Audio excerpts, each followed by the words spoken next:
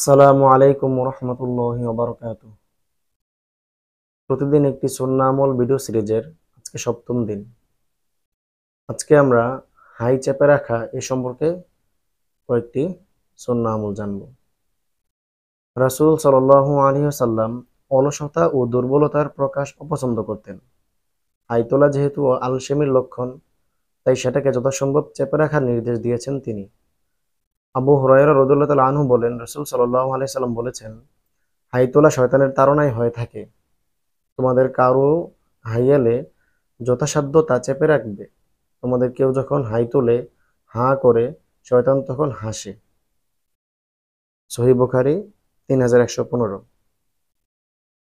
আবু হুরায়রা রাদিয়াল্লাহু তাআলা আনহু অপর বর্ণনায় সুস্পষ্টভাবে বলেছেন, হাই তোলা আল্লাহর বড় অপছন্দ। কেননা রাসূল সাল্লাল্লাহু আলাইহি সাল্লাম বলেছেন, আল্লাহ তাআলা হাঁচি দেওয়া পছন্দ করেন আর হাই তোলা অপছন্দ করেন। সুতরাং কেউ হাঁচি দিয়ে আলহামদুলিল্লাহ বললে যারা তা শুনবে তাদের প্রত্যেকের উপর হাঁচির জবাব দেওয়া ওয়াজিব হবে। আর হাই তোলা শয়তানের পক্ষ থেকে, তাই যথাসাধ্য তা রোধ করা উচিত। কারণ যখন কেউ মুখ তোলে হাঁ করে, তখন শয়তান তা দেখে হাসে। সহিহ বুখারী 5869। যে শয়তান মানুষের কল্যাণ সহ্য করতে পারে না, মানুষ অলস ও অকর্ম হয়ে পড়ে থাক, সবসময় যে ইবলিস এই কামনা করে, সেও মানুষকে অলস হাই তুলতে দেখে হাসে, আনন্দ পায়। হাই তোলার সময় কি ঘটে রাসূল সাল্লাল্লাহু আলাইহি সাল্লাম নিজেই তা বর্ণনা করেছেন। অর্থাৎ হাই তোলার সময় মুখের ফাঁক দিয়ে মানুষের পেটে শয়তান ঢুকে যায়। আবু সাঈদ খুদরি রাদিয়াল্লাহু তাআলা আনহু বলেন, রাসূল সাল্লাল্লাহু আলাইহি ওয়াসাল্লাম বলেছেন, হাই তোলার সময় তোমরা মুখের উপর হাত রাখো, কেননা এ সময় শয়তান মুখের ভেতর ঢুকে যায়। সহিহ মুসলিম 2995।